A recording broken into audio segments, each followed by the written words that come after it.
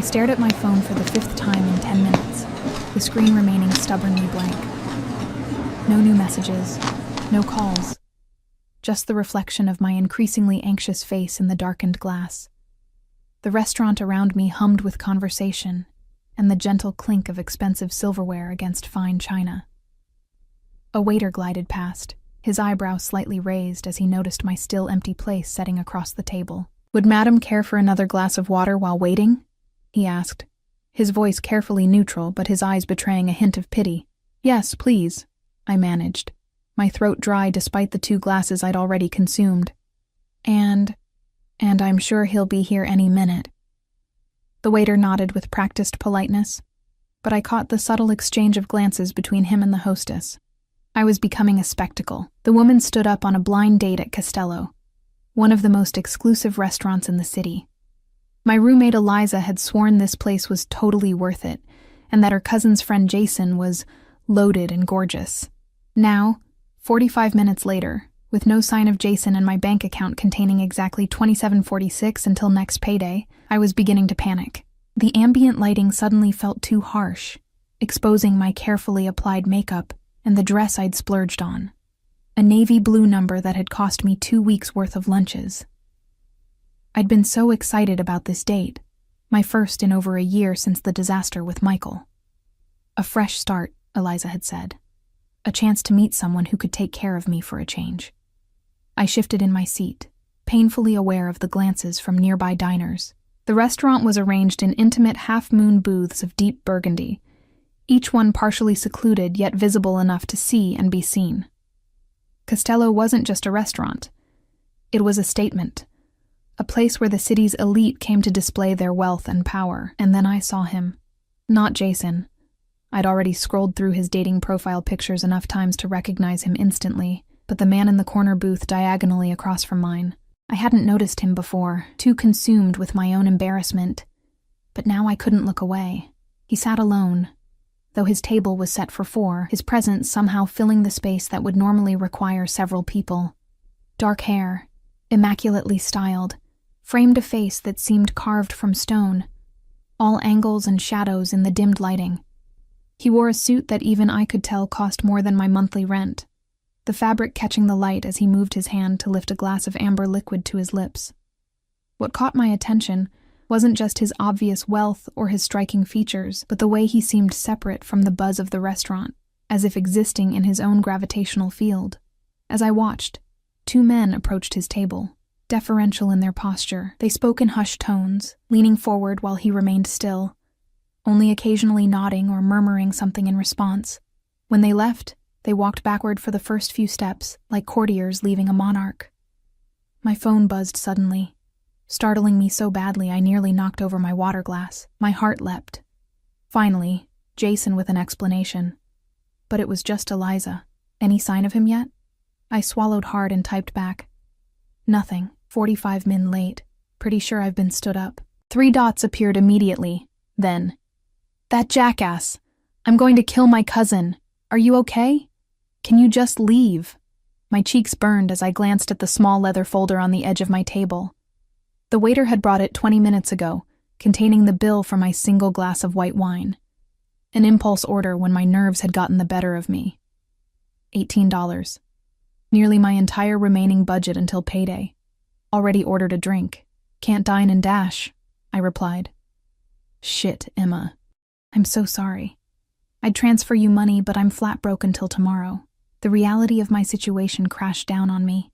I was stranded at one of the most expensive restaurants in the city, with no date and barely enough money for the wine, let alone an Uber home. I could feel tears threatening, blurring the chandelier lights into starbursts. Taking a deep breath, I tried to collect myself. I needed to explain to the waiter, maybe offer to wash dishes or... Excuse me.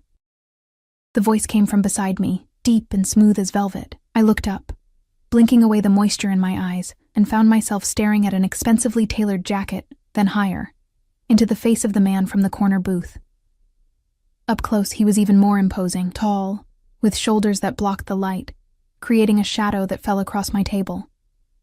His face was striking rather than conventionally handsome, with a straight nose, high cheekbones, and eyes so dark they appeared black in the restaurant's dim lighting. "I couldn't help but notice your situation," he said, his voice carrying a slight accent I couldn't place. "Your date isn't coming, is he?" Embarrassment flooded me anew. Great. Even the strangers in the restaurant had been watching my humiliation unfold. "It appears not," I said, trying to keep my voice steady. "Just a misunderstanding, I'm sure." His lips curved in what might have been a smile, though it didn't reach his eyes. "A man who keeps a woman like you waiting isn't worth your time." Before I could respond, he gestured subtly, and a waiter materialized beside him. Not the one who had been serving me, but an older man with a silver mustache who seemed to be in charge. "Marco," the dark-eyed stranger said, "the lady will be joining me for dinner. Please have her things moved to my table." Marco bowed slightly. "Of course, Mr. Russo, right away." My brain finally caught up with what was happening. "Wait, Unless," Mr. Russo said, his gaze intense enough that I had to resist the urge to look away, "you'd prefer to continue waiting alone?" I glanced around at the other diners, some of whom were now openly staring. My phone screen lit up with another message from Eliza. "Maybe try to sneak out." "I don't even know you," I said, my voice barely above a whisper. He extended a hand, large and adorned with a single platinum ring on his right index finger. "Alessandro Russo. And you are?" The situation felt surreal, like I'd stumbled into someone else's life. "Emma," I replied, automatically taking his offered hand. "Emma Chen." His fingers closed around mine, warm and dry. "Well, Emma Chen," he said. And the way he pronounced my name sent an involuntary shiver down my spine. "I'm having dinner alone tonight, which is a rare occurrence for me. You've been abandoned. It seems the universe is suggesting we should eat together." There was something in his tone that didn't quite match his words. Less suggestion, more command, despite the civility of his phrasing. I should have politely declined, should have figured out another solution. But something about Alessandro Russo made refusal feel impossible, like trying to swim against a powerful current. "I can't afford this place," I blurted out, honesty winning over pride.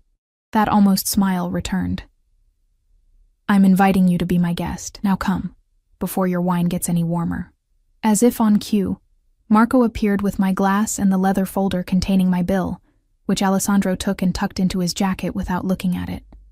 A second man had materialized behind him, broad-shouldered and stone-faced, wearing an earpiece despite the late hour and indoor setting. He scanned the restaurant constantly, his gaze never resting in one place for long. I hesitated only a moment longer before gathering my purse and standing.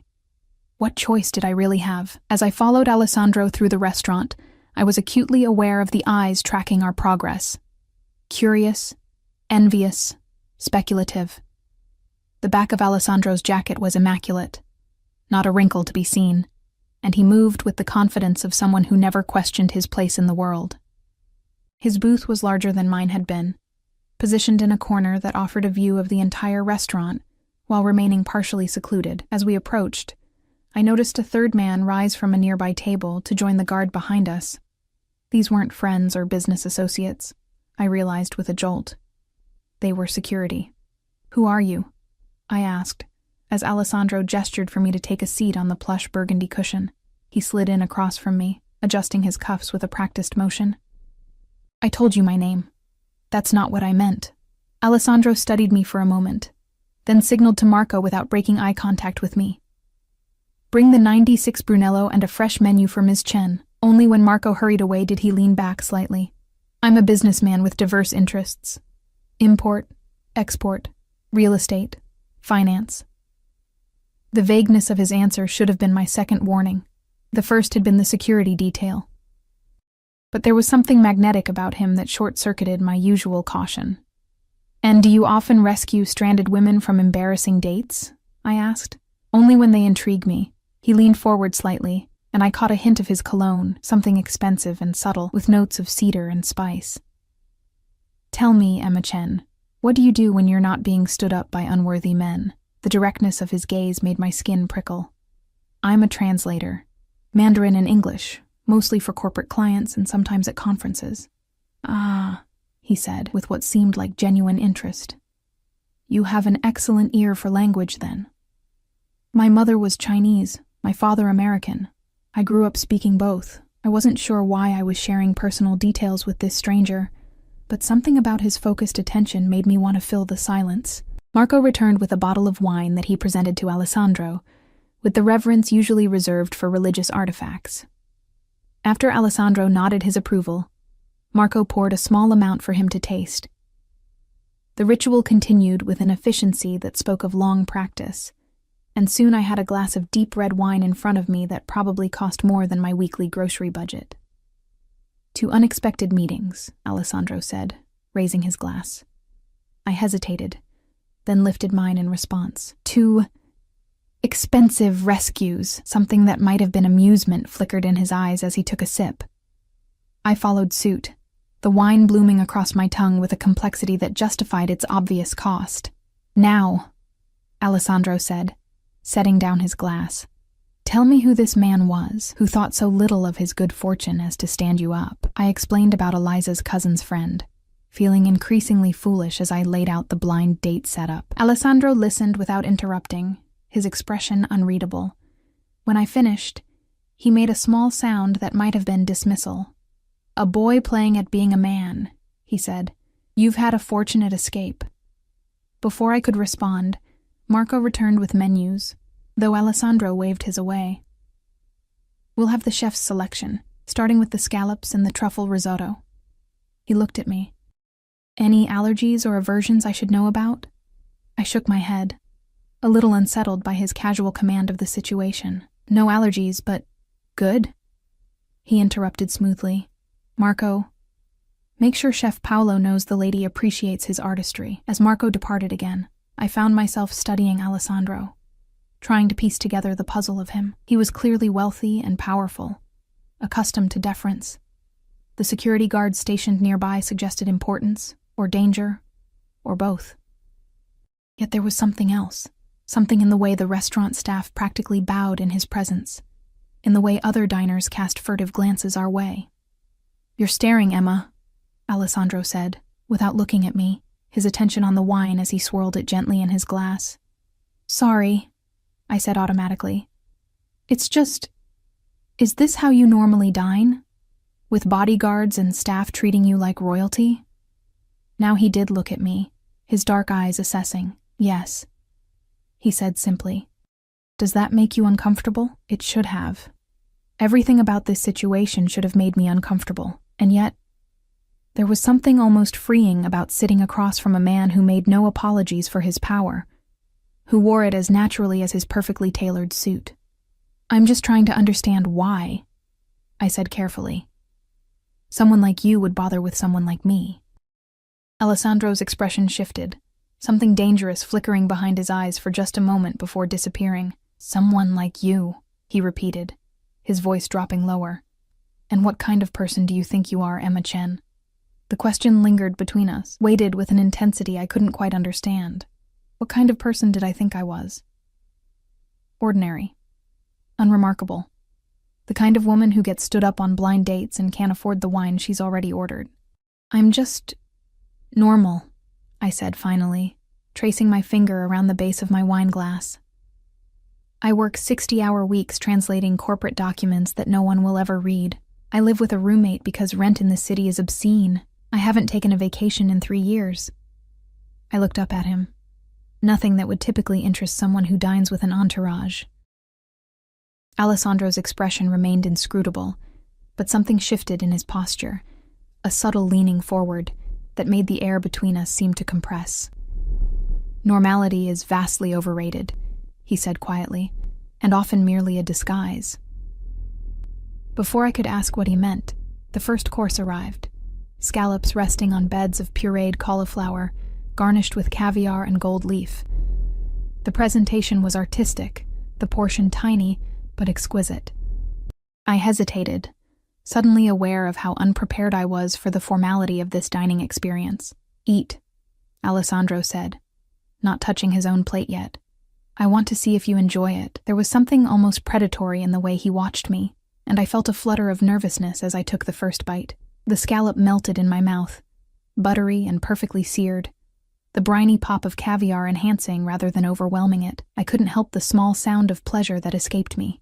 A smile, the first genuine one I'd seen, curved Alessandro's lips. "Good," he said, finally picking up his own fork. "There's nothing more disappointing than sharing excellent food with someone who doesn't appreciate it." As we ate, he asked questions about my work, displaying a surprising knowledge of international business translation. His own responses about his business ventures remained vague, skimming the surface of real information like stones across water. What became clear was his intelligence. Sharp, quick, and calculating. He spoke 4 languages fluently, he told me, and could navigate basic conversation in 3 more. "Languages reveal how people think," he said, as our empty plates were whisked away and replaced with small bowls of truffle risotto. "The patterns, the underlying structures of thought. You must see this in your work." I nodded, warming to the topic. It's why machine translation still falls short. It can't capture the cultural context, the subtle shadings of meaning. I took a bite of the risotto, the earthy perfume of truffles filling my senses. Last month, I was working on a contract where a single character in Mandarin had 3 possible interpretations, each changing the entire meaning of the clause. "And which interpretation did you choose?" Alessandro asked, his dark eyes intent on mine. "The one that most favored my client," I admitted, then felt a flush of embarrassment at my candor. "I mean, within ethical boundaries, of course." Something that might have been approval flickered across his face. "Of course," he echoed, but the slight curve of his mouth suggested he understood perfectly the gray areas of business negotiations. "Loyalty is important in your line of work, then." "Trust is everything," I agreed. "Clients need to know I'll protect their interests." "And do they reward this loyalty appropriately?" I thought of my tiny apartment, my dwindling bank account, the promotion I'd been promised for 6 months that never materialized. "Not always," I said carefully. Alessandro made a dismissive gesture with one hand. "Then they're fools. Loyalty should be valued above all else." The intensity in his voice suggested this wasn't merely a business philosophy, but something deeper, more personal. The conversation flowed more easily after that, carried along by excellent food and wine that seemed to appear without Alessandro ever having to request it.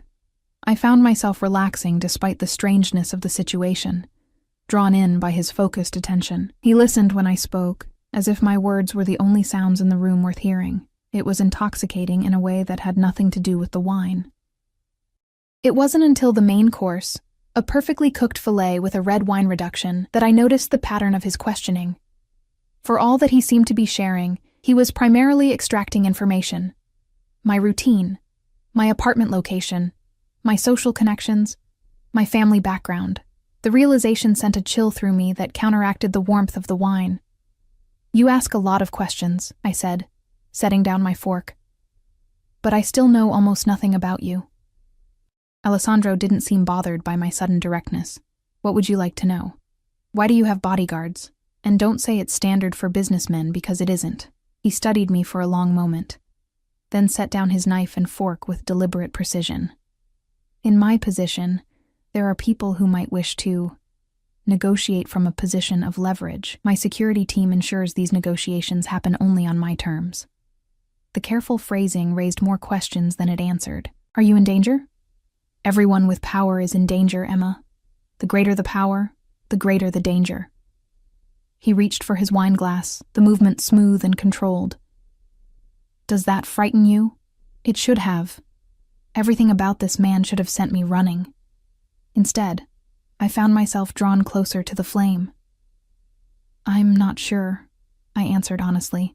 "I think it depends on what kind of power you have, and how you use it." Something dangerous flickered in his eyes. A very diplomatic answer. "I'm a translator, not a diplomat. The line between the two is thinner than most realize." A movement near the restaurant entrance caught my attention, a commotion as 2 men in suits spoke urgently to the maître d'. One of them pointed in our direction, his face flushed with either anger or exertion. Alessandro followed my gaze, his expression hardening as he recognized the men. He made a subtle gesture, and instantly his security detail was on alert, one moving toward us while the other intercepted the newcomers. I watched, pulse quickening, as a tense exchange took place by the entrance. "Is everything okay?" I asked, my voice barely above a whisper. Alessandro's expression remained calm, but I noticed his right hand had moved beneath the table. "A minor business disagreement, nothing to concern yourself with." The men at the entrance were being firmly escorted outside now, their protests cut short by the arrival of 2 more suited men, who seemed to materialize from nowhere. I hadn't noticed them in the restaurant before, but they clearly worked for Alessandro. "Your business disagreements require physical removal?" I asked, unable to keep the tension from my voice. Alessandro's eyes returned to mine, dark and unreadable. "Some people don't understand the concept of appropriate timing." "Marco!" he called, not raising his voice, but somehow making it carry to the hovering waiter. "The check, please." Panic fluttered in my chest. "Are we leaving?" "Yes," he said, rising from the booth with fluid grace. "I apologize for the interruption to our dinner." Marco appeared with a small leather folder, which Alessandro took without looking inside, slipping what I glimpsed as several large bills within before returning it. More than the bill required, I was certain. "But," I started, not even sure what I was objecting to. "I have another establishment nearby where we can continue our evening in peace," Alessandro said, extending his hand to help me from the booth. "If you wish to join me." I hesitated, every warning bell in my mind finally clanging at full volume. I didn't know this man. The incident with the angry visitors, the security detail, the careful vagueness of his answers, all pointed to something dangerous, something I should stay far away from. "I should probably just go home," I said, though even to my own ears the statement lacked conviction. Alessandro studied me, his expression unreadable. "Of course. I'll have my driver take you." Relief mingled with an unexpected disappointment. "Thank you for dinner," I said, gathering my purse. It was memorable. He smiled slightly. "The evening doesn't have to end yet, Emma. Come with me for one more drink. Then, if you still wish to leave, my driver will take you anywhere you want to go." I should have refused. I knew I should have refused. Instead, I found myself nodding, accepting his outstretched hand as he helped me to my feet. His fingers closed around mine, warm and strong, and that same electric current I'd felt earlier shot up my arm. We left through a private exit at the back of the restaurant, bypassing the main entrance where the disturbance had occurred.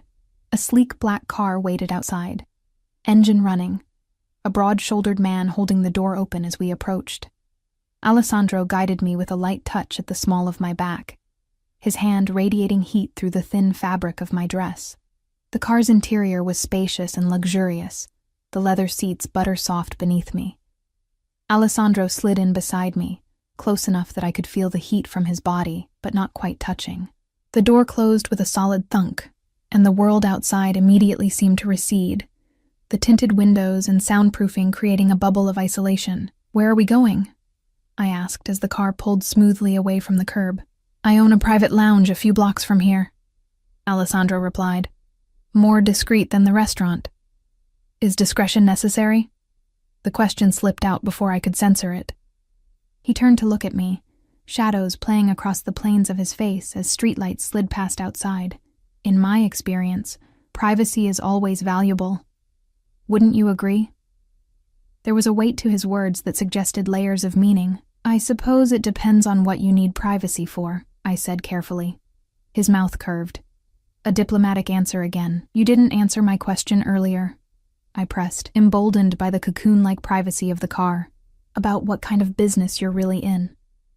Alessandro studied me for a long moment, and I had the unsettling feeling he was making calculations, assessing risks and rewards. "I manage certain aspects of this city's economy that don't appear in official records," he said finally. "I facilitate relationships, resolve conflicts, and ensure that transactions proceed smoothly." The deliberately obscure phrasing only confirmed what I had begun to suspect. My pulse quickened, but whether from fear or something more complicated, I couldn't say. "You're not just a businessman," I said quietly. "Very few people are just one thing, Emma." The car slowed and turned into what appeared to be an underground parking garage. We descended a level, then another, before stopping in a reserved space near a private elevator. The driver opened Alessandro's door first, then circled to mine. Alessandro exited and waited for me, offering his hand once more. I hesitated only briefly before taking it, allowing him to help me from the car. His grip was firm, steadying me as my heel caught slightly on the concrete floor. For just a moment, I found myself pulled against his chest, my palm resting on the solid wall of muscle beneath his expensive suit. He smelled of cedar and spice and something darker, something uniquely him. "Careful," he murmured, his breath warm against my ear. Then he released me, though his hand remained at the small of my back as he guided me toward the elevator. The security detail had somehow arrived ahead of us, one man holding the elevator door, while scanning the garage with vigilant eyes. Inside, Alessandro pressed his thumb to a biometric scanner, causing the button for the top floor to illuminate. The doors closed silently, and we began to ascend. The elevator was mirrored on 3 sides, multiplying our reflections into infinity. I caught glimpses of us from every angle. Alessandro tall and commanding beside my more slender frame. In the harsh elevator lighting, the differences between us were even more apparent. His bespoke suit and confident posture contrasting with my off-the-rack dress and nervous stance. And yet, there was something in the way he positioned himself slightly in front of me, the way his eyes constantly moved, assessing our surroundings, that made me feel unexpectedly protected. "You're very quiet," Alessandro observed as the floor numbers climbed. "I'm trying to decide if I'm making a terrible mistake," I admitted. He turned to look at me directly, his dark eyes intent. "And what conclusion have you reached?" "I haven't yet, but I think the sensible part of my brain is losing the argument." A smile ghosted across his lips. "The sensible parts of our brains rarely lead us to the most memorable experiences, Emma." The elevator slowed smoothly, and the doors opened to reveal a stunning space. A private lounge with floor-to-ceiling windows overlooking the city. The lighting was low and intimate, the furnishings sleek and modern. A bar of gleaming mahogany dominated one wall, while comfortable seating arrangements were scattered throughout. Despite the size of the space, we appeared to be the only occupants. "Welcome to Il Rifugio," Alessandro said, his hand still at the small of my back as he guided me inside. My private sanctuary. As I stepped into the room, I could feel myself crossing a threshold that had nothing to do with the physical space, a boundary between the life I had lived until tonight, and something new and dangerous and thrillingly unknown. The view was breathtaking. From this height, the city spread out like a tapestry of lights, buildings transforming into jeweled structures against the velvet darkness. I moved toward the windows, drawn by the panorama. "It's beautiful," I said softly. "It is," Alessandro agreed, though when I glanced back, I found him watching me rather than the view. He had removed his suit jacket, draping it over a nearby chair, leaving him in a crisp white shirt that accentuated the breadth of his shoulders and the lean strength of his torso. The simple act of removing a layer felt strangely intimate. He moved to join me at the window, standing close enough that I could feel the heat radiating from his body. "I come here to think," he said, "to remind myself of what I've built and what remains to be done."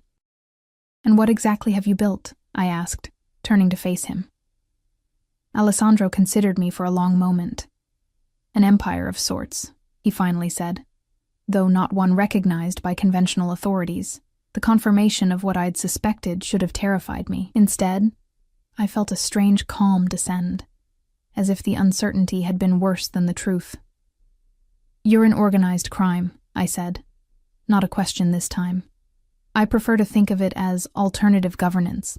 His voice remained level, his eyes never leaving mine. "The traditional structures of power in this city are corrupt and inefficient. I provide stability where they cannot." A burst of nervous laughter escaped me. "Is that what you call it?" "It's what it is." He moved to a sideboard where crystal decanters gleamed in the low light. "Would you like a drink? I have an excellent 25-year-old scotch." The surreality of the situation struck me anew. Standing in a luxurious penthouse with a self-admitted crime lord who was offering me aged scotch as if we were at a normal dinner party. "Yes," I said, surprising myself. "I think I need one." Alessandro poured amber liquid into 2 heavy crystal tumblers, then returned to hand me one. Our fingers brushed during the exchange, sending that now familiar current through my skin. I took a sip, the scotch burning a warm path down my throat. "Why are you telling me this?" I asked. "Isn't it dangerous to admit what you are to a stranger?" He moved back to the window, gazing out at his domain. "You're intelligent enough to have already deduced the truth. Denying it would only insult us both." He turned to face me, and I find myself disinclined to lie to you. I took another sip, larger this time, welcoming the heat as it spread through my chest. "Is that unusual for you, being disinclined to lie?" A smile touched his lips, making him look momentarily younger, almost boyish. "Extraordinarily so. In my world, truth is a luxury rarely afforded. And yet you're affording it to me. Why?" Instead of answering, Alessandro gestured toward a seating area of low, comfortable couches. "Please, sit. The view is just as magnificent from there, and we can be more comfortable." I followed him, choosing a seat that allowed me to keep some distance between us. The couch was buttery soft leather, cradling my body as I sank into it. Alessandro sat opposite me, his posture relaxed yet somehow still commanding the space. "You asked why," he said, swirling the scotch in his glass. "From the moment I saw you in that restaurant, abandoned, vulnerable, yet holding yourself with such dignity, I felt something I rarely experience. Curiosity." His eyes found mine, dark and intent. "You intrigue me, Emma Chen, because I was stood up on a date?" I asked skeptically. "Because of how you handled it. Most women would have left immediately, or caused a scene, or dissolved into tears. You did none of those things. You sat there, spine straight, chin up, facing your humiliation with quiet courage." He leaned forward slightly. "Strength and vulnerability is uncommon." His words warmed me in a way that had nothing to do with the scotch. "You're giving me too much credit. I was just too broke to leave." "Perhaps that was part of it," he acknowledged with a slight incline of his head. "But not all. There's something in you that refuses to break, even when bent. I recognize it because I see it in the mirror. The comparison should have offended me. I was nothing like this dangerous man. And yet, something in his words resonated. I had survived my own battles, my mother's death when I was 16, my father's subsequent descent into alcoholism, working my way through college while supporting us both. Different wars than his, fought on different battlefields, but wars nonetheless. "You don't know me," I said, but my voice lacked conviction. "Not yet," he agreed, "but I would like to." The simple statement hung in the air between us, weighted with implications. I knew I should leave now, call an Uber, and forget this night had ever happened. Return to my small apartment, my struggling career, my unremarkable life, but the thought felt hollow, like settling for shadows after glimpsing the sun. "What would that mean?" I asked, my voice barely above a whisper. "You knowing me?" Alessandro set his glass down on the table between us, the movement deliberate. "That depends entirely on what you want, Emma." "And if I don't know what I want?" His eyes darkened. "Then perhaps I can help you discover it." The air between us seemed to thicken, charged with an electricity I couldn't name but could certainly feel. I finished my scotch in one burning swallow, needing the liquid courage. "You're a dangerous man," I said. "Yes." No denial, no attempt to soften the truth, and being known by you would be dangerous for me.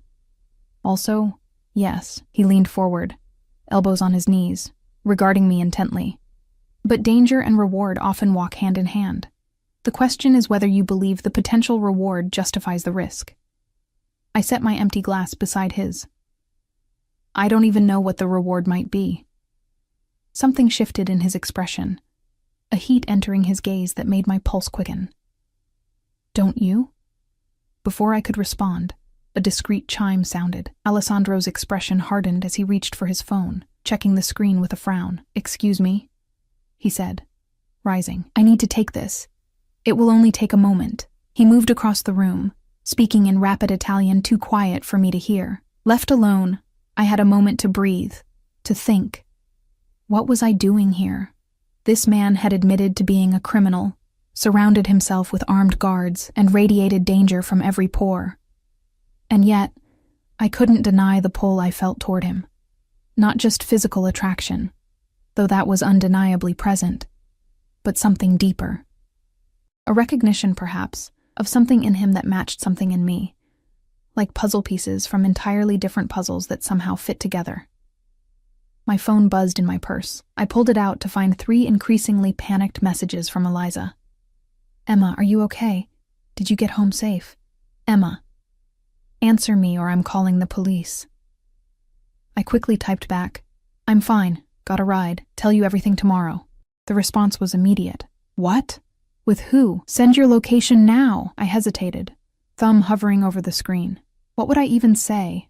Having drinks with the crime lord who rescued me from my failed date didn't seem like something that would reassure her. "Everything's fine. I promise. Battery dying. Talk tomorrow." I turned off the phone before she could respond, knowing it was cowardly, but unable to face her questions when I had no answers myself. Alessandro returned, his expression now composed, though I detected lingering tension in the set of his shoulders. "I apologize for the interruption." "Business or pleasure?" I asked. "Business," he said, resuming his seat. "Always business." "Is it difficult?" The question slipped out before I could reconsider it. "What you do?" He studied me for a moment, as if weighing how much to reveal. "Any position of leadership comes with burdens," he said finally. "People depend on me, not just my associates, but their families, businesses under my protection, communities who rely on the stability I provide." "Protection," I repeated, unable to keep a note of skepticism from my voice. "Is that what you call it?" A flicker of something, perhaps anger, perhaps respect, crossed his face. "You disapprove. I don't know enough to approve or disapprove," I said carefully. "But I know that protection often means something very different in your line of work." Alessandro leaned back, regarding me thoughtfully. "In the absence of effective legitimate authority, someone will always fill the vacuum. I prefer it be someone with principles. And you have principles?" "I do." There was steel in his voice now. "I don't deal in human trafficking. I don't sell to children. I keep violence away from civilians. I protect those loyal to me as if they were my own blood." His eyes hardened. "And I punish betrayal without mercy." A shiver ran down my spine at his last words, the implicit threat in them impossible to miss. This was a man who had ordered people killed, who lived by a code outside society's laws. "Why translation?" he asked suddenly, changing the subject. The abrupt shift threw me off balance. "What? Why did you choose to become a translator? It's demanding work with little recognition." I took a moment to gather my thoughts. My mother always said I lived between worlds. Too Chinese for America, too American for China. Translation lets me bridge those worlds, find meaning in the spaces between languages. I traced the edge of my empty glass with my fingertip, and I'm good at it. Really good. "Yet underpaid and undervalued," Alessandro observed. "The file on your company suggests they exploit your talent." My head snapped up. "File? You've been investigating me?" He didn't even have the grace to look embarrassed. "Of course. I make it a point to know who I'm dealing with." "When?" I demanded. "We only met hours ago. I had my people run a preliminary background check while we were still at the restaurant," he said, as if this were perfectly reasonable. "A more thorough investigation has been ongoing since we left." Anger flared in my chest. "You had no right." "I take my security very seriously," he cut in, his voice hardening. "I needed to know you weren't placed in my path deliberately." "Placed in your—" I broke off, realization dawning. "You thought I might be working for someone? A rival or the police?" Alessandro shrugged, the gesture elegant despite its casualness. It was a possibility that needed to be eliminated. "And has it been?" I asked, unable to keep the edge from my voice. "Am I cleared of suspicion?" His lips curved slightly. "You have no criminal record, no connections to law enforcement or rival organizations, an exemplary academic record at UCLA. A struggling translation business where you're consistently underpaid for your expertise. A father in an assisted living facility in San Diego, whose care consumes a significant portion of your income." His eyes held mine. "You are exactly who you appear to be, Emma Chen, which, as I said earlier, is fascinating to me." The detailed recitation of my life left me cold. "You had no right," I repeated. "Perhaps not," he acknowledged. "But in my position, rights are less relevant than necessities." I stood abruptly. "I want to leave now." Alessandro remained seated, watching me with those dark, unreadable eyes. "Of course. My driver will take you anywhere you wish to go." He made no move to stop me, which somehow made it harder to maintain my resolve. "You promised me a ride home if I wanted to leave after one drink," I reminded him. "I've had my drink." "So you have." He rose smoothly, "Though I hope you'll reconsider. Our evening has barely begun." "What more could there possibly be?" I asked, frustration bleeding into my voice. "You've admitted to being a criminal, invaded my privacy, investigated my family, and saved you from humiliation, provided an exceptional meal, brought you to my private sanctuary, and been more honest with you than I have with anyone in years," he countered, taking a step closer. "Tell me you feel nothing, Emma. Tell me you want to return to your tiny apartment and your exploitative job and the dates with boys who don't recognize your value, and I'll have my driver take you home this instant." His proximity was intoxicating. The heat of him, the scent of him, the sheer force of his presence overwhelming my senses. I should have stepped back, maintained distance, but my body refused to obey. "I don't know what I feel," I admitted, my voice barely above a whisper. "Don't you?" He raised a hand, not quite touching my face, but close enough that I could feel the warmth of his skin. "Your pulse is racing. Your pupils are dilated. Your breathing has quickened." His voice dropped lower, sending shivers across my skin. "Your body knows, even if your mind hesitates." I swallowed hard. This is insane. We just met. And yet, here we are. His fingertips finally made contact, tracing a line from my temple to my jaw with exquisite gentleness. Some connections defy conventional timelines, Emma. Sometimes recognition happens in an instant. His touch burned like a brand, making it impossible to think clearly. I knew I should pull away, knew that every moment in his presence pulled me deeper into dangerous waters. But the alternative, returning to my empty apartment, to my colorless existence, suddenly seemed unbearable. "One more hour," I heard myself say. "I'll stay 1 more hour." Something that might have been triumph flashed in Alessandro's eyes, quickly masked. 1 hour, he agreed, "though I warn you, Emma Chen, I can be very persuasive when given time." I didn't doubt it. The question was whether I wanted to be persuaded, and the answer terrified me more than anything else about this night. "More scotch?" he offered, his hand dropping from my face, leaving a ghost of sensation behind. I nodded, not trusting my voice. As he moved to refill our glasses, I returned to the window, pressing my heated forehead against the cool glass. Below us, the city continued its nocturnal dance, oblivious to the drama unfolding in this penthouse. How many other women had stood where I now stood, looking out over Alessandro Russo's domain? How many had he brought here, seduced with danger and luxury and the intoxicating force of his attention, and how many had left unscathed?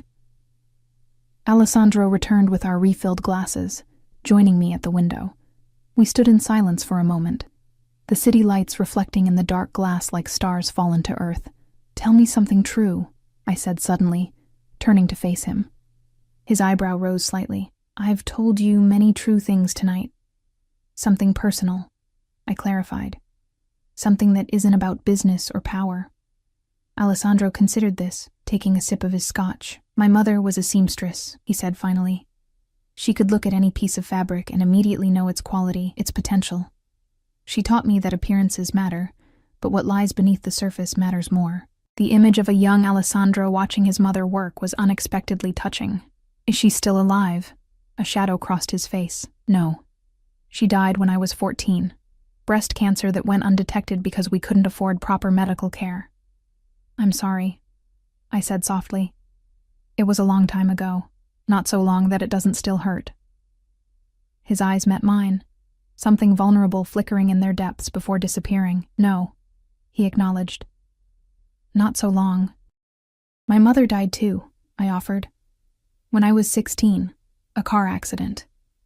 "I know," he said, then had the grace to look apologetic when I frowned. "It was in the file. I should have been angry again at the reminder of his invasion of my privacy. But instead, I felt a strange connection.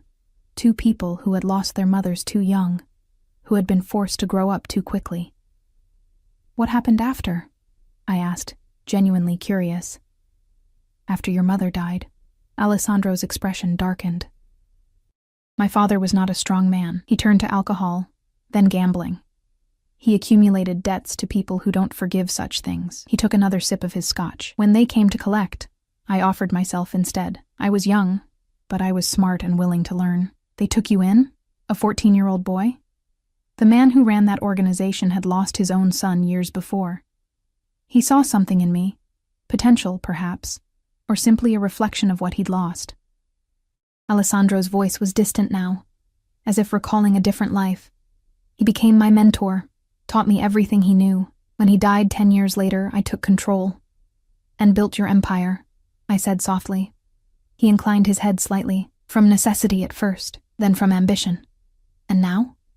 Now?" Alessandro turned to look out at the city again. "Now it's about legacy, building something that will outlast me." There was loneliness in his voice that resonated with something inside me. Despite all his power, all his wealth, Alessandro Russo stood apart from the world, separated by the very things that elevated him above others. "What about you?" he asked, his focus returning to me. "After your mother's death, what happened?" I shrugged, the memory still painful despite the years. "My father broke, not all at once, but piece by piece. He'd always been a social drinker, but after the accident it became his primary relationship. I was applying to colleges when she died. I almost didn't go, but you did. I got a scholarship to UCLA. My mother had been so proud when I was accepted. I couldn't bear to waste the opportunity." I swallowed hard, remembering those difficult years. I worked 3 jobs while taking a full course load, came home every other weekend to clean the house, pay the bills, make sure my father was still alive. Alessandro's expression was unreadable. "A heavy burden for a young woman, no heavier than yours at 14, I pointed out. "Perhaps." His voice softened. "Though my path led me to power and wealth, yours led to a tiny apartment and a job that doesn't value me." I finished with a bitter laugh. "You can say it. I'm not offended by the truth." Alessandro moved closer, close enough that I could feel the heat radiating from his body. "Your circumstances don't define your worth, Emma. Easy for a rich man to say." "I wasn't always rich," he reminded me. "I recognize quality when I see it, regardless of its current setting." There was something in his tone, in the intensity of his gaze, that made my breath catch. I took a hasty sip of my scotch, needing the burn to ground me. "Your hour is nearly up," Alessandro said, glancing at the elegant watch on his wrist. "Have you decided? Will you stay or go?" The question hung between us, weighted with possibilities. I knew the sensible answer, the safe answer, and yet... "I should go," I said, even as something inside me rebelled against the words. "Should," he repeated, moving a fraction closer. "But will you?" His proximity was intoxicating, clouding my judgment. I could smell his cologne, feel the warmth of him. In his dark eyes, I saw desire, but also something else, a genuine interest that I hadn't experienced in longer than I cared to admit. "Why me?" I whispered. "Of all the women you could have, why choose someone like me?" Alessandro raised his hand to my face, this time making full contact, his palm warm against my cheek. "Because you're real," he said simply. "In a world of masks and facades, you stand naked in your truth." "I'm not special," I protested weakly. "You are to me." His thumb traced my lower lip, sending electricity racing through my veins. "Stay, Emma. Not just for tonight, but for breakfast tomorrow. Let me show you a glimpse of what your life could be." Warning bells clanged in my mind, but they seemed distant, drowned out by the thunder of my heart. "And after breakfast? What then?" "That would be up to you," he said. "I'm not offering forever, Emma. Not yet. I'm offering a door to a different world. Whether you walk through it is your choice." I knew I was standing on a precipice. One step forward and my life would change irrevocably. One step back and I would return to safety and obscurity. If I stay, I said carefully, it doesn't mean I'm agreeing to anything beyond tonight and breakfast. Alessandro's lips curved into a smile that transformed his severe features, making him devastatingly handsome. Of course. And you'll still have your driver take me home tomorrow, if that's what I want. You have my word. He set his glass down on a nearby table, then gently took mine and did the same, though I hope to persuade you otherwise. His hand returned to my face, thumb brushing my cheekbone with exquisite tenderness. Slowly, giving me every opportunity to pull away, he leaned down until his lips were a breath away from mine. Last chance to run, Emma Chen, he murmured. Instead of answering, I closed the distance between us, pressing my lips to his. The contact was electric, a jolt of pure sensation that wiped away all thought.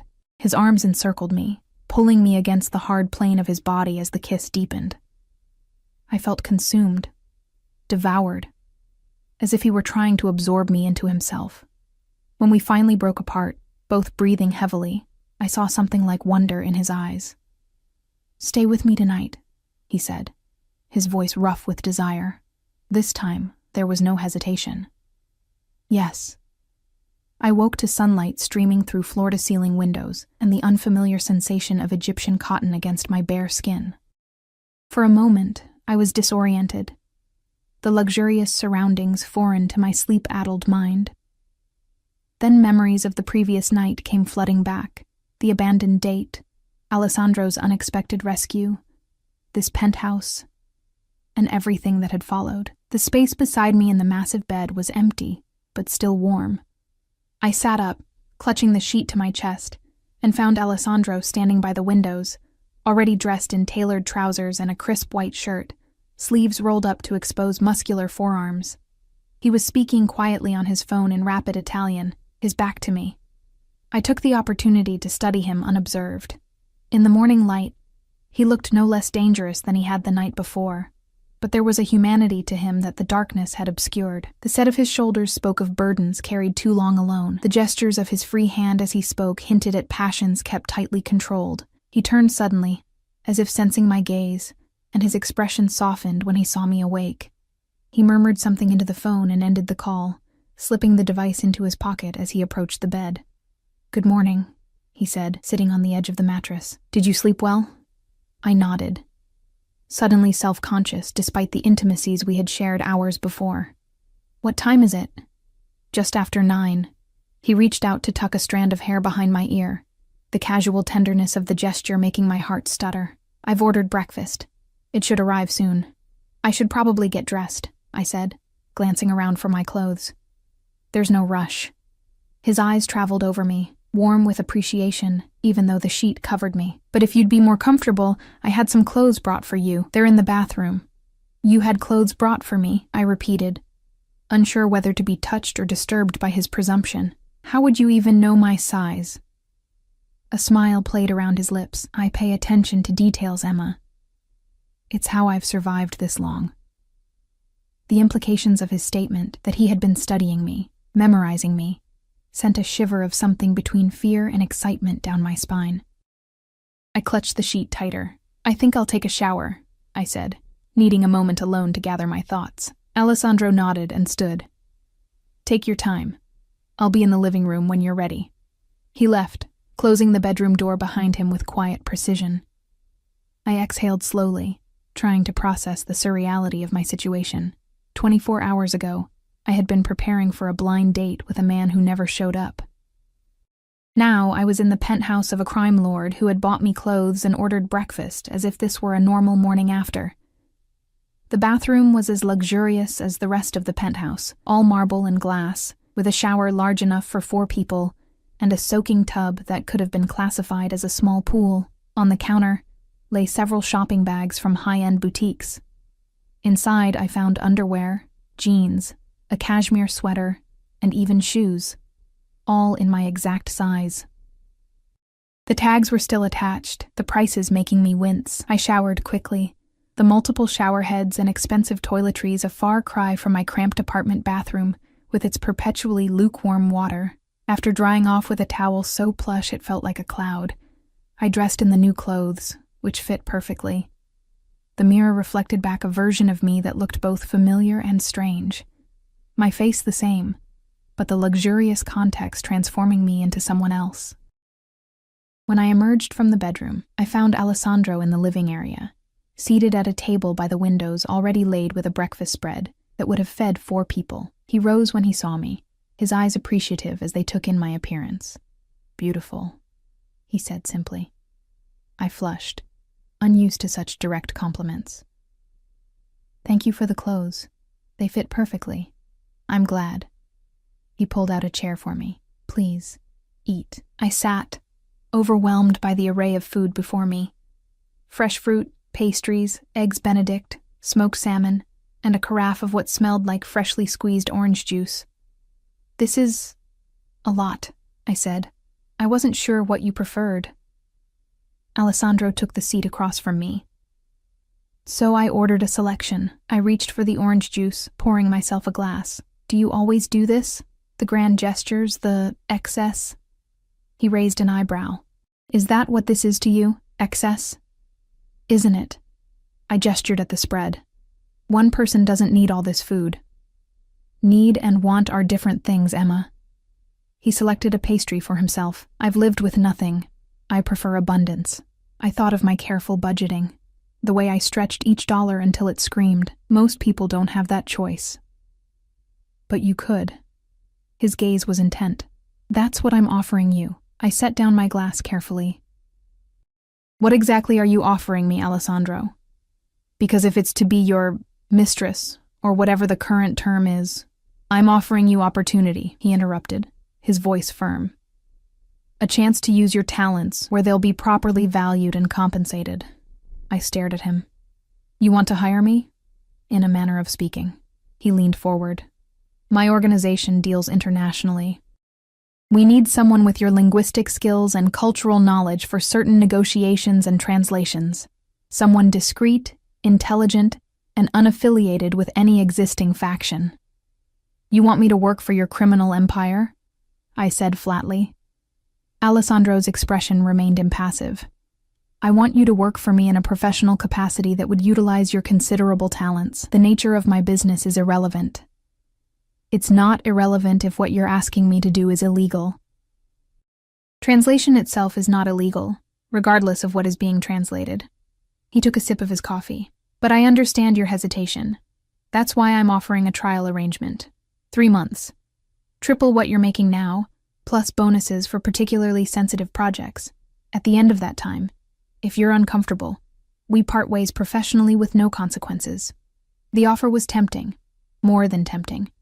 Triple my current salary would solve so many problems, would make my father's care more manageable, would give me breathing room for the first time in years.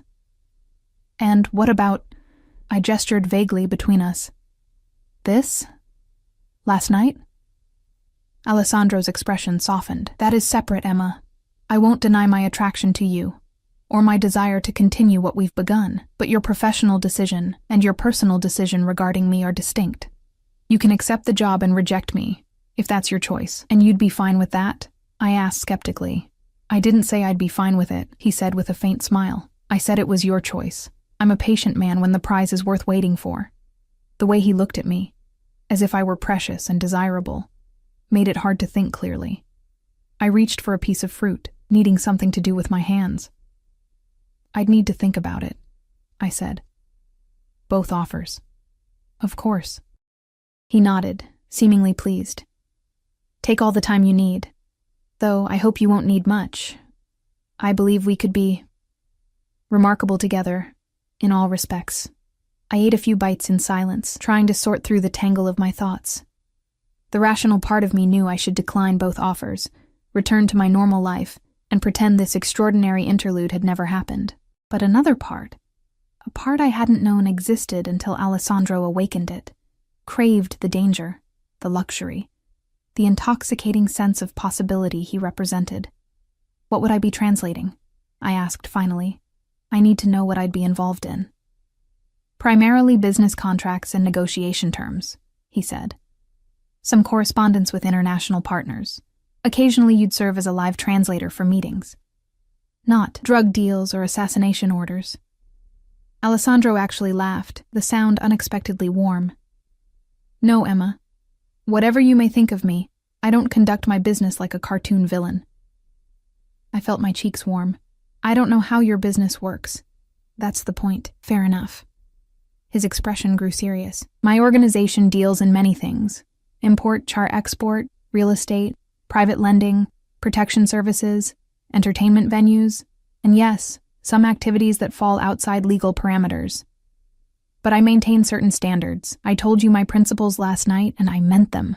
I studied him, trying to reconcile the complex man before me with the simplistic notions of criminality I'd grown up with.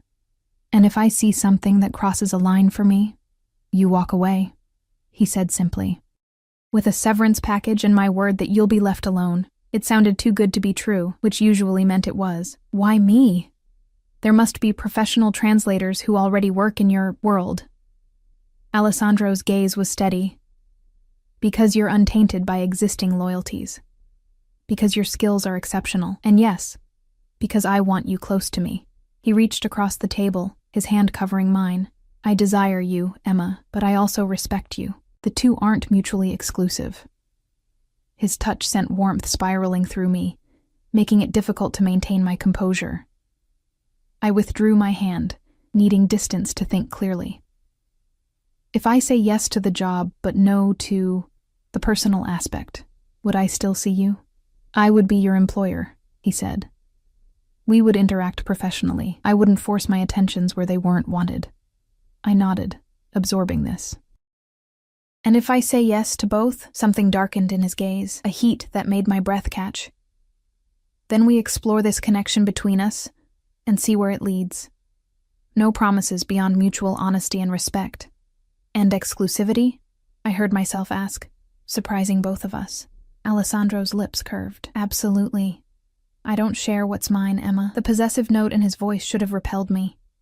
Instead, it sent a thrill through my body that I couldn't deny. I'm not yours yet, I reminded him. Yet, he repeated, satisfaction evident in his tone. Does that mean you're considering it? I took a deep breath. I'm considering everything. Alessandro's phone chimed with a message. He glanced at it, his expression shifting subtly before he returned his attention to me. I apologize, but I have some business that requires my attention this morning, he said, setting the phone aside. My driver can take you home whenever you're ready. The reminder of the world beyond this penthouse, my tiny apartment, my demanding job, my ordinary life, felt like a splash of cold water. Of course, I said, pushing away my half-eaten breakfast. I should get going anyway. Alessandro studied me for a moment. You're disappointed. No, I began, then stopped myself. Yes, actually. I thought we'd have more time to talk. His expression softened. I'd like nothing more than to spend the day with you, Emma. Unfortunately, some matters can't be postponed. He hesitated, then added, unless you'd be willing to wait. I should be finished by early afternoon. The invitation hung between us, tempting and dangerous. Part of me wanted to say yes, to extend this fantasy for a few more hours.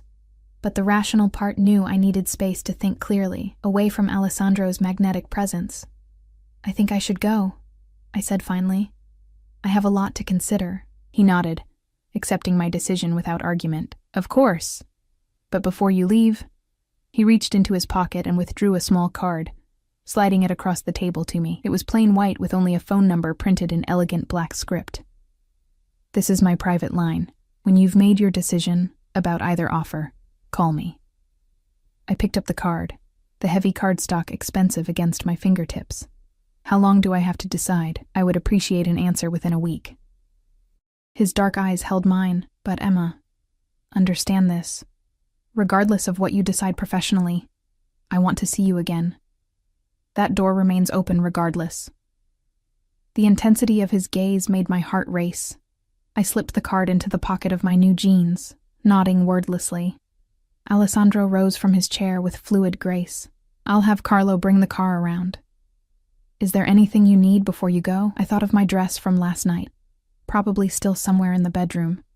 "My clothes will be cleaned and returned to you," he finished. "And your purse is on the console table by the door." Of course he had thought of everything. I stood, suddenly awkward in the face of our imminent parting. What was the proper etiquette for saying goodbye to a crime lord after a one-night stand that might become something more? Alessandro solved the dilemma by stepping closer, his hand rising to cup my cheek. "I've enjoyed our time together, Emma," he said softly. More than I expected. Before I could respond, he leaned down and kissed me, not the passionate embrace of the night before, but something gentler, a promise rather than a demand. It still left me breathless. When he pulled away, his expression was carefully controlled, but I caught a glimpse of genuine emotion in his eyes before he masked it. "Carlo will escort you down. I have to make a call before I leave." With that, he was gone, striding toward what I assumed was his office. I stood for a moment, fingers pressed to my lips, trying to process everything that had happened in the last 24 hours. A discreet cough drew my attention to the elevator, where a broad-shouldered man in a dark suit, Carlo, presumably, waited patiently. I grabbed my purse from the console table and followed him into the elevator, still feeling slightly dazed. The ride down was silent, Carlo's stoic presence beside me a reminder of the world Alessandro inhabited, a world of guards and guns and unspoken dangers. When we reached the garage level, a sleek black car waited, engine running. Carlo opened the rear door for me with formal courtesy. "Where to, Ms. Chen?" the driver asked as Carlo closed the door behind me. I gave him my address, then sat back against the leather seats, closing my eyes as the car pulled smoothly out of the garage. The real world awaited, my roommate with her inevitable questions, my job with its grinding demands, my father with his mounting medical bills. Everything exactly as it had been yesterday morning, except I wasn't the same. In the space of one night, Alessandro Russo had shown me a different life, a different version of myself. The question was whether I could, or should, reach for it. My apartment building looked shabbier than ever as the black car pulled to the curb. I thanked the driver, who responded with professional courtesy, waiting until I entered the building before driving away. The elevator was out of service again, so I trudged up 4 flights of stairs, the new designer jeans and cashmere sweater Alessandro had given me incongruous against the peeling paint and scuffed steps. I paused outside my door, bracing myself for Eliza's interrogation. Taking a deep breath, I unlocked the door and stepped inside. "Emma!" Eliza shrieked, launching herself off the couch. "Where the hell have you been? I was about to file a missing person report." She stopped abruptly, taking in my appearance, the expensive new clothes, my slightly rumpled hair, the lingering glow that I couldn't quite suppress. "Holy shit," she breathed. "What happened to you? And what are you wearing?" I set my purse down on our small kitchen counter, buying time. "It's a long story. I've got all day," Eliza said, crossing her arms. "Start talking. Where did you go after being stood up? Why didn't you answer my texts? And since when do you own a sweater that probably costs more than our rent?" I sank onto our worn couch, the contrast between Alessandro's penthouse and our tiny apartment hitting me anew. "I met someone at the restaurant," I said slowly. "After Jason didn't show up." Eliza's eyes widened as she sat beside me. "Like, a random guy?" "Not exactly random. He was watching me get stood up, I think. He invited me to join him for dinner, and you went?" Eliza's voice rose in disbelief. "With a complete stranger? After all those lectures you've given me about safety?" I winced, acknowledging the hypocrisy. I know, but I couldn't afford the wine I'd already ordered. And he seemed... I don't know. There was something about him." Eliza leaned forward eagerly. "Something like what? Was he hot?" "Not conventionally," I said, thinking of Alessandro's severe features, "but intensely attractive, yes. Powerful. The kind of man who fills a room just by existing in it." "And you spent the night with him," Eliza said. Not a question. Her eyes dropped to my new clothes. "And he bought you stuff." I nodded, heat rising to my cheeks. "It wasn't planned. It just happened. Emma Chen, spontaneous sex goddess. Who knew?" Eliza grinned, then sobered. But seriously, are you okay? This isn't like you. I'm fine, I assured her. Better than fine, actually. I trailed off, unsure how to describe Alessandro without revealing too much. That good, huh? Eliza waggled her eyebrows. So when are you seeing him again? The question brought me back to reality with a thud. I don't know if I am. He's complicated. Complicated how? Is he married? Eliza's eyes narrowed suspiciously. No, nothing like that. I hesitated, then settled for a partial truth. He's very wealthy, very powerful. Lives in a different world than we do. So? Cinderella ended up with the prince. I laughed despite myself. This is hardly a fairy tale, Liz. He's not exactly Prince Charming. More like Beast from Beauty and the Beast? Rough around the edges, but with a heart of gold? If only it were that simple. Alessandro's heart wasn't gold. It was steel, hardened by a life I could barely imagine. And yet, he had shown me tenderness, respect, a connection I hadn't expected. Something like that, I said, unwilling to explain further. Anyway, he made me an offer. Eliza's eyebrows shot up. What kind of offer? A job, I said, watching her expression shift from scandalized to curious, using my translation skills for his company. Triple my current salary. Triple? Eliza whistled low. Holy crap, Emma, that would solve so many problems for you.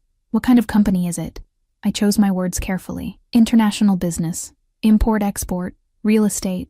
That sort of thing. Sounds fancy, Eliza said. Are you going to take it? I don't know, I admitted. It's complicated. Eliza studied me, her usual bubbliness giving way to rare seriousness. There's something you're not telling me about this guy, isn't there? I met her gaze, then looked away. Yes. Is he dangerous? The question hung in the air between us. Was Alessandro dangerous? Unquestionably.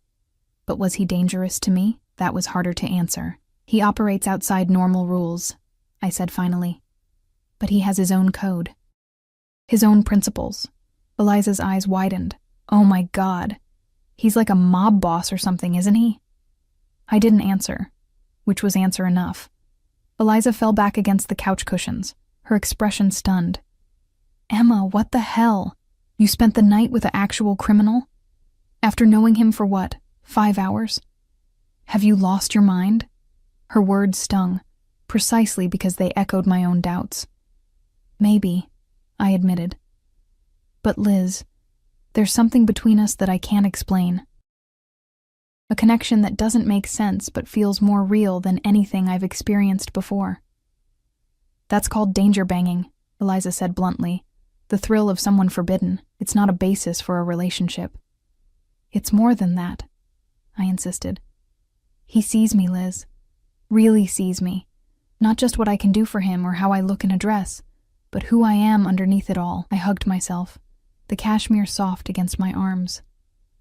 Do you know how rare that is? Eliza's expression softened. I know you've been lonely, Em, and I know how hard you've worked with so little appreciation, but this guy sounds dangerous in ways that go beyond exciting bad boy territory. She wasn't wrong.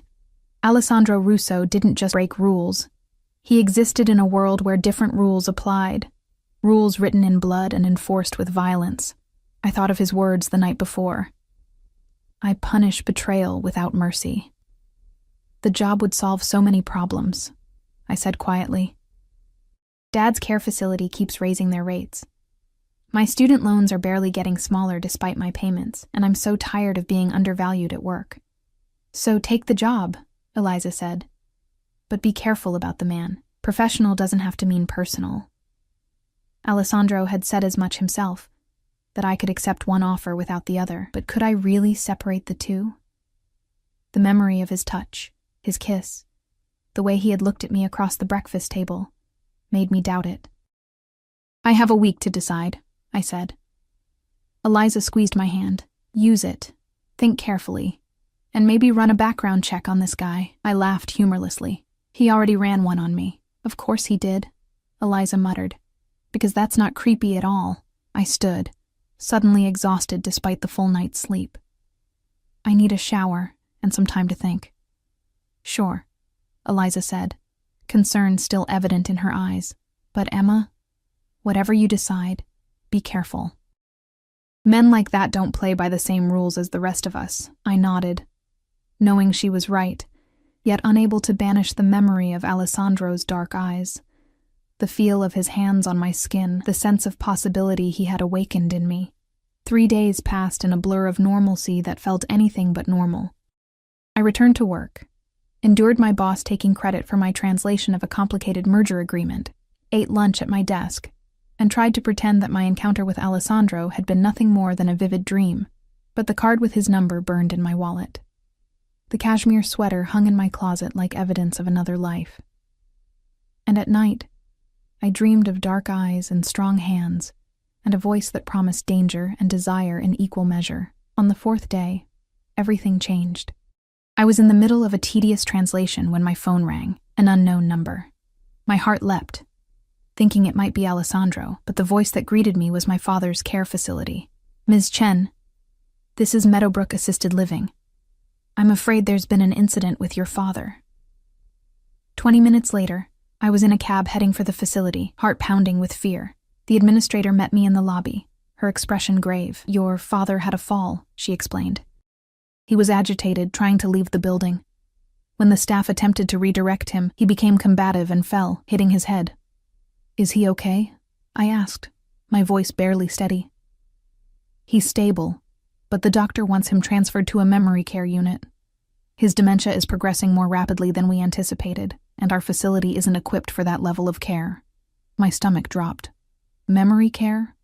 But that's significantly more expensive, yes, she confirmed.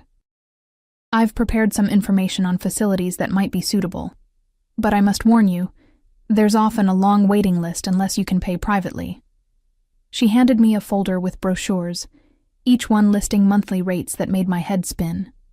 Even the most affordable would cost nearly twice what I was already paying, an amount that already stretched my budget to breaking point. "How long can he stay here?" I asked. 30 days, she said, not unkindly. "After that, we simply can't provide the level of care he needs." I nodded numbly, taking the folder. "Can I see him?" "Of course. He's been sedated, so he may be drowsy." My father looked smaller in the hospital bed, a bandage covering one side of his forehead. The strong, vibrant man who had taught me to ride a bike, who had held me while I cried after my mother's funeral, was disappearing piece by piece, replaced by a confused stranger who sometimes didn't even recognize me. I sat beside him, holding his hand, as the reality of my situation crystallized with painful clarity. I couldn't afford the care he needed. Not on my current salary, not with my existing debts, not without help. The choice that had seemed so complicated suddenly simplified. I knew what I had to do. That evening, I stood in my tiny bathroom, staring at my reflection as I prepared for what came next. I'd spent an hour on my appearance, curling my long dark hair, applying makeup with more care than usual, selecting my one good dress, a deep red that set off my olive complexion. I looked different somehow, more confident, more determined. "Going somewhere fancy?" Eliza asked when I emerged. "I'm meeting Alessandro," I said, reaching for my coat. "I've made my decision." Eliza's expression grew serious. "About the job?" "About everything." She caught my arm as I turned to leave. "Emma, are you sure about this? There are other ways to get money. Other jobs." "Not fast enough," I said. "Dad needs care now, not after I spend months job hunting. I'm worried about you," Eliza admitted. I hugged her briefly. "I know. But I'm going into this with eyes open. I know who he is, what he does, and I know what I'm risking. Just be careful," she said, "and call me if you need anything, anytime." I nodded, then left, the white card with Alessandro's number clutched in my hand. The restaurant where we agreed to meet was different from Costello. Smaller, more intimate, tucked away on a side street in the Italian district. When I arrived, the hostess led me directly to a corner table where Alessandro waited, rising as I approached. His eyes moved over me appreciatively, taking in the red dress, the careful makeup, the subtle jewelry I'd chosen. "Emma," he said, my name almost a caress on his lips. "You look beautiful." "Thank you," I said, allowing him to hold my chair. He was immaculate as always in a charcoal suit that emphasized his broad shoulders, a a platinum tie clip the only adornment besides his signature ring. After ordering drinks, scotch for him, red wine for me, Alessandro studied me across the table, his dark eyes intent. "You've made your decision," he said, not a question. I nodded. "Yes." "And?" I took a breath, crossing my Rubicon with full awareness of what it meant. "I accept both offers, the job and the personal relationship, but I have conditions." Something that might have been amusement flickered in his eyes. "You're negotiating with me?" "Yes," I said firmly. "My father needs specialized care. Memory care. It's expensive.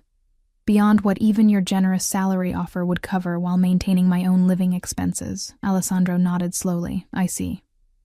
And your condition?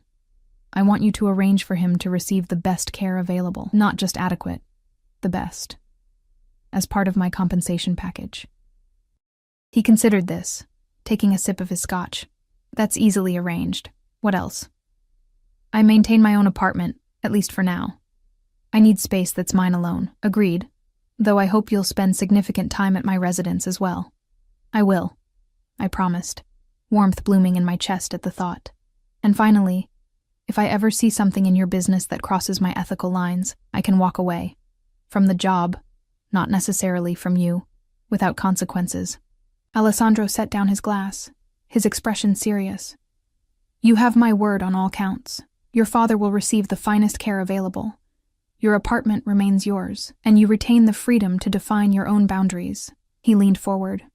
"Is there anything else?" I shook my head. "No, those are my terms." "Then we have an agreement." He extended his hand across the table, and I took it, feeling the warmth of his skin against mine. "Welcome to my world, Emma Chen." Something in his tone made me shiver, a sense of irrevocability, of crossing a threshold from which there would be no return. But as his thumb caressed my palm, I knew with sudden clarity that I didn't want to return. Whatever dangers lay ahead, whatever complications arose, the path forward with Alessandro was the one I wanted. "When do I start?" I asked. "Tomorrow, if you'd like. I have several contracts that require immediate attention." His eyes held mine, heat building in their dark depths. "But tonight belongs to us alone." My pulse quickened at the promise in his words. "And after tonight? What happens then?" Alessandro raised my hand to his lips, pressing a kiss to my palm that sent electricity racing up my arm. "We build something together, Emma, something neither of us could create alone." "A partnership," I suggested. "Yes," he agreed, his expression softening in a way I suspected few people ever witnessed. Though perhaps in time it might become something more. The possibility hung between us, tantalizing and fragile. I knew the risks I was taking, the dangers inherent in Alessandro's world, but I also knew that some chances were worth taking, some connections too powerful to deny. "I'd like that," I said softly. Alessandro smiled, a genuine expression that transformed his severe features, making him devastatingly handsome. "As would I, Emma. More than you know." As he signaled for the waiter to bring menus, his hand still holding mine, I felt a sense of rightness settle over me. The path ahead wouldn't be easy or safe, but it would be extraordinary, and after a lifetime of careful choices and quiet struggles, extraordinary was exactly what I wanted. With Alessandro Russo, I would finally step out of the shadows and into a life filled with danger, passion, power, and perhaps someday love. Whatever came next, I was ready to face it at his side. Alessandro insisted on having his driver take us from the restaurant, though our destination remained unspoken between us. As we slid into the back seat of his luxury car, the privacy partition raised with silent efficiency, I felt a curious mixture of certainty and anticipation. I had made my choice. Now I would live with the consequences. "Are you having second thoughts?" Alessandro asked, his voice low in the dimness of the car. I turned to look at him, his profile strong against the passing city lights. "No," I said truthfully. "Just processing everything." His hand found mine, fingers interlacing with gentle pressure. "It's a significant change. I would be concerned if you weren't contemplating the implications." The car wound through the city toward Alessandro's building, the same penthouse where I'd spent that first night. As we ascended in the private elevator, his hand at the small of my back, I realized that this time was different. I wasn't stepping into the unknown anymore. I was walking deliberately into a new life, eyes wide open.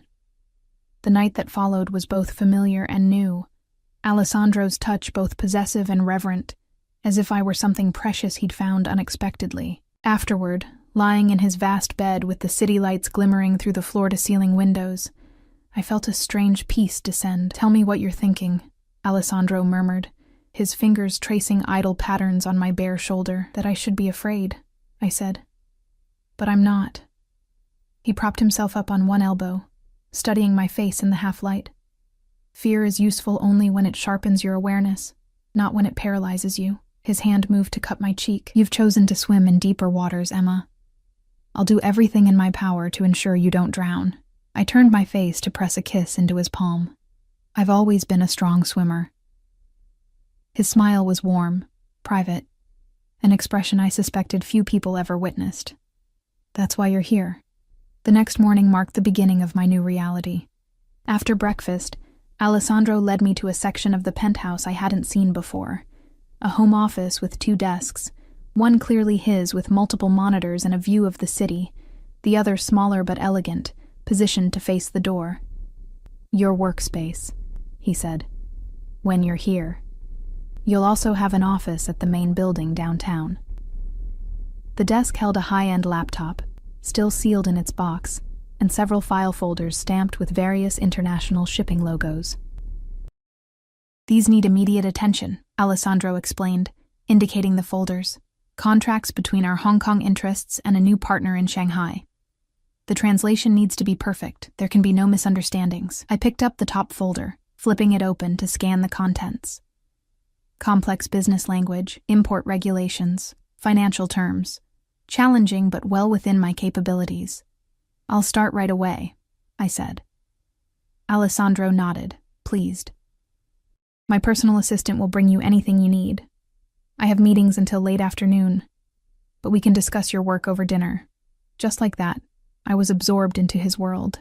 The transition was both easier and more complex than I had anticipated. The translation work itself was straightforward, if more sensitive than my previous jobs. What proved more challenging was navigating the dual nature of our relationship. Professional during working hours, personal during our private time.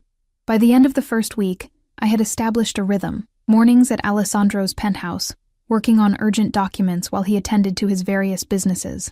Afternoons at the downtown office, a sleek, modern building where I had a corner office with views of the park, and a staff that treated me with a deference that took some getting used to. Evenings back at the penthouse, or occasionally at my own apartment when I needed space to breathe. The work was intellectually stimulating in a way my previous job had never been. I wasn't just translating dry corporate documents, I was facilitating complex international negotiations, sometimes sitting in on video calls to provide real-time translation while Alessandro and his associates hammered out details with foreign partners. I learned quickly to read between the lines, to understand the subtext beneath the formal business language. Some deals were entirely legitimate. Real estate acquisitions, import-export arrangements for luxury goods, investments in restaurants and clubs. Others operated in grayer areas, with careful phrasing to obscure the true nature of the transactions. True to his word, Alessandro never asked me to translate anything related to violence or the darker aspects of his business empire. Whether he was shielding me or simply compartmentalizing, I couldn't be sure, but I appreciated the boundaries nonetheless. 1 month into our arrangement, Alessandro took me to see my father at his new care facility. A luxury establishment with manicured grounds, world-class doctors, and a staff-to-patient ratio that ensured constant attention. The difference from his previous placement was stark. My father had a spacious private room overlooking gardens, access to innovative therapies, and caregivers who treated him with genuine warmth. "Do you approve?" Alessandro asked as we walked the grounds after our visit. "It's amazing," I admitted, blinking back tears. I could never have afforded this for him. Alessandro's hand tightened around mine. "Your father deserves the best care available. and you deserve the peace of knowing he's well looked after." I looked up at him. This complicated man who could order violence without hesitation, yet show such unexpected kindness. "Thank you," I said simply. He nodded once, accepting my gratitude without diminishing it. "Your loyalty to your father speaks well of you, Emma. Family matters. Blood matters." I was beginning to understand that for Alessandro, these weren't just words but fundamental principles that guided his actions. Loyalty, family, honor, the old-world values that underpinned his modern criminal empire. 3 months passed, and the trial period Alessandro had initially proposed came and went without discussion. By then, I had become an integral part of his organization, trusted with increasingly sensitive negotiations. My linguistic skills had expanded beyond Mandarin and English to include basic Italian, a necessity for understanding the rapid conversations that sometimes erupted among Alessandro and his inner circle. I still maintained my apartment, though I spent less and less time there. Most of my clothes had migrated to Alessandro's penthouse, taking up space in his massive walk-in closet. The designer items he bought for me now far outnumbered my original wardrobe: cashmere sweaters, silk blouses, tailored suits for business meetings, and evening wear for the social events we occasionally attended.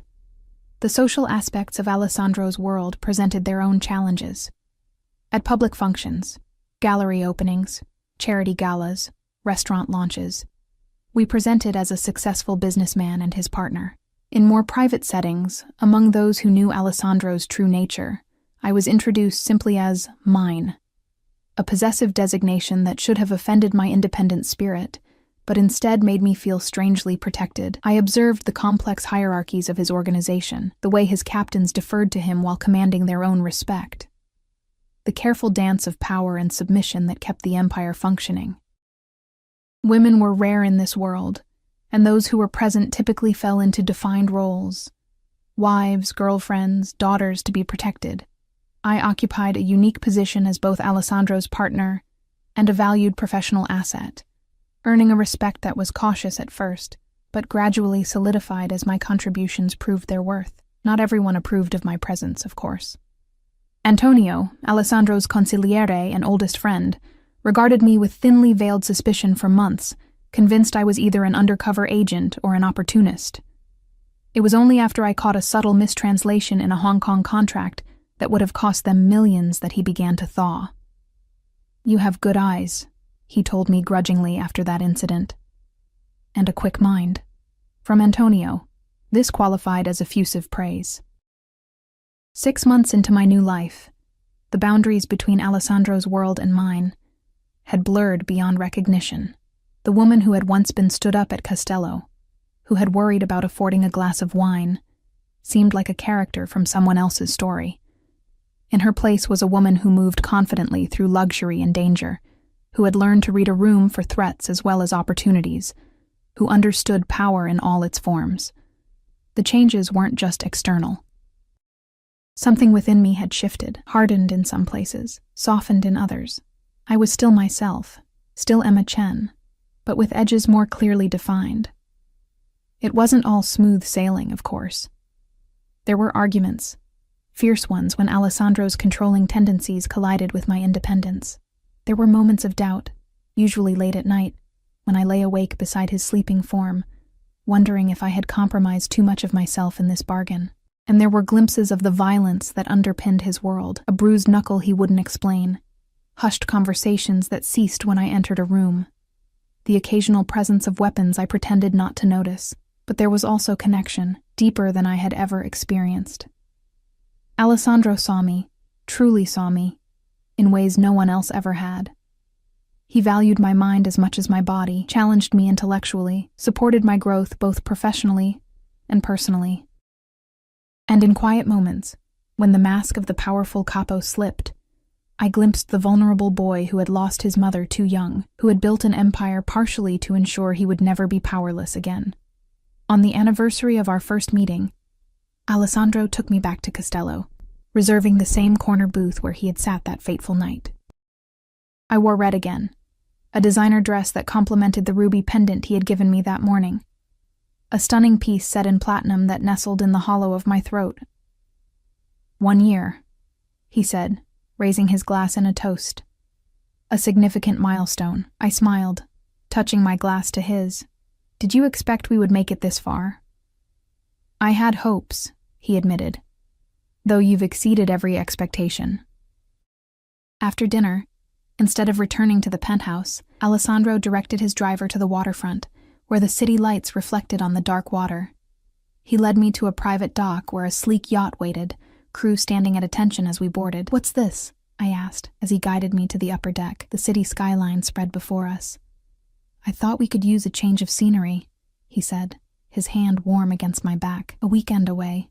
On the deck, a small table had been set with champagne on ice and a single red box. My pulse quickened as Alessandro gestured for me to open it. Inside wasn't what I had half expected. No ring, no formal proposal. Instead, a heavy key of antique design rested on black velvet. What does it open? I asked, lifting it carefully. Alessandro's expression was solemn, more vulnerable than I usually saw him. My home in Lake Como. The villa has been in my family for generations. He paused, watching my reaction. I wanted to be our sanctuary, away from business, away from obligations, just us. I understood the significance of the gesture. Alessandro didn't just own properties. He owned fortresses, safe houses, strategic assets. The Lake Como villa was different. It was personal, a family legacy, part of his history. Alessandro, I began, emotion tightening my throat. I'm not asking for forever, not yet, he said, his voice low and intense. But I am asking for more than what we have now.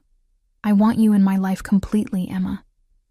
Not just in my bed or my business, but in my future.